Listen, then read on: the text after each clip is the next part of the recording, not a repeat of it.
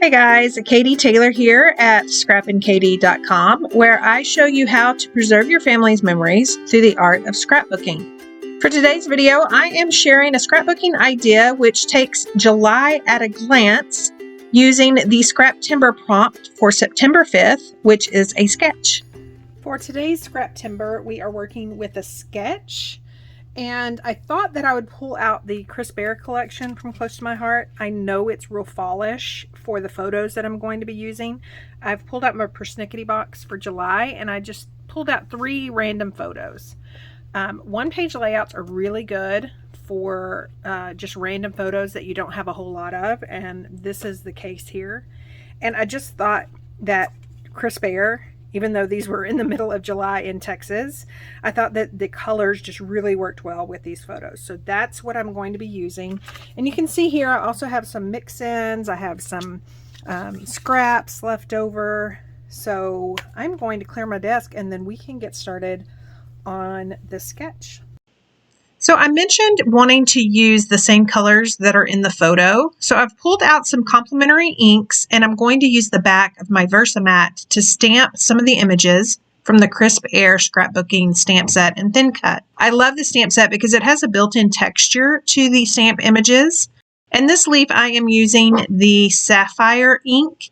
Again, really not leaves that you would find in natural habitat, but I think in the end you're going to like it. This larger flower is more like a base and it's going to be under a bunch of flowers, so I'm using a real light color, which is peach. The smaller flower, I'm actually going to be using the rock and roll technique. So you stamp off your project and then roll the edges into the papaya ink and then stamp onto the floral. So again, stamp off your project, roll the edges, and then stamp on your flower. This creates an overall lighter look, and then with the dark edges, it just gives it dimension. And then I'm filling in the center of those flowers with another image from the Crisp Air stamp set. Now these leaves are going to be toffee. Again, not really something that you would see unless you're in West Texas during the heat. For the other 2 flowers, I'm going to be using Sundance. It brings in a very bright color. And again, just playing on the photos that I'm using. The very last stamping I will be doing is adding color to these pennants. And again, I'm using the very soft color peach and just stamping over them. Now the stamp set actually has a blank pennant and then it has the word fall. I need to decide which base I'm going to be using. So I've pulled out a couple of the mix-ins. So I'm just trying that out. And then there is one pattern that I absolutely love from the Crisp Air. It's this one. It's kind of got some watercolor polka dots, but it's just a little bit too bright for me. So I have chosen this one from the mix-in collection. Again, keeping in line with the sketch, I'm just aligning my photos or placing them on my mat. And these 2 corner ones, I just traced around with a pencil so I'll know where to put my stenciling and then my florals. For the stencil, I am going to use one of the brand new card front stencils. It has a bunch of words and I'm just using toffee ink. Again, stenciling on your layout and then the florals that I'm going to be using with 3D foam tape and then some just glued directly to my project. It's just going to add a bunch of layers and a bunch of dimension. I'm going to repeat that process in this bottom left. Again, keeping in line with the sketch because it had 2 very prominent clusters, I guess, in those opposite corners. There is this little spot up here I want a heart, so I'm going to do that. I'm ended up messing up, but I will fix it in the end, so make sure you stick around till the end of this video. So I'm just going to lay out my photos right quick and then tell you about a new feature here on my YouTube channel. So a lot of you are either other Close to My Heart makers, or maybe you sell for another company, or you may be VIPs of a Close to My Heart maker, which means that you are earning 15% on your Close to My Heart products when you shop your maker's website. And I absolutely love that. But a lot of you have asked how you can help. Well, I have a new feature on my YouTube channel which allows you to give me super thanks. So if you are not in the position to order from any of the links down below, then you can give me a super thanks, which is a monetary gift. And then it just shows me that you were inspired and then you appreciate the inspiration. So you can see there, I have roughed out those little corner embellishment spots. And then here I've added 3D foam tape to the back of these pennants. These pennants is where I'm going to put the month of July. Again, this is a July in a glance, I guess you would say, because these 3 photos are from July. I'm just going to peel off the backing of this 3D foam tape. I've started with the outside pennants to make sure that those are equal distance from the edges, and then centered those 2 middle ones. For my July, I've pulled out the brand new wood grain alphabet, and then I'm just going to take my nonstick scissors and just cut up some of that thin 3D foam tape just to add some dimension to these letters. I'm going to apply this thin 3D foam tape on all of the letters, and then it'll be time to adhere them to the pennants. The pennants kind of give this July title a landing spot, plus they came with the Crisp Air stamp set that I'm using, and I just love them. So now it is time to actually look at the photos. Now, anytime you're doing an at a glance, there are several ways that you can actually add the journaling, or in this case, I'm just kind of saying what and when and where.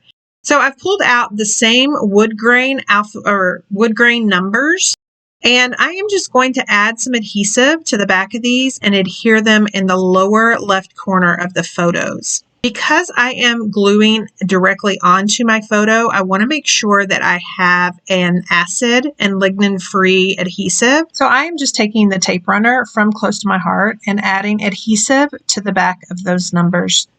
For my journaling, I am going to be using the journaling strips. I took those over to my typewriter and then just added what the photos 1, 2, and 3 were.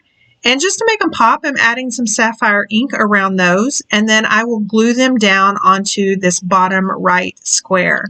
Now, if that square looks familiar to you, it is that pattern paper from the Crisp Air collection that I love, which is that watercolor dot pattern. So I have just laid these out, and then there was that middle one. I just kind of didn't get my spacing right on my typewriter. So I am actually going to be doing some things to those here in just a second. So this Crisp Air scrapbooking stamp set also has these little fillers, I guess is what you would call them, but they look like splatters. And I am just going to ink those up in toffee ink and just add those around these little embellishment clusters. I think it just kind of brings out the stenciling further into all of that blank space and just makes it look like it belongs. Now it is time to add the 1, 2, and 3 to these little circles so I can correspond the photo with my little journaling prompts. I am using the Cassidy alphabet. It's no longer available, but it is super cute. Any tiny alphabet would work, and the papaya ink.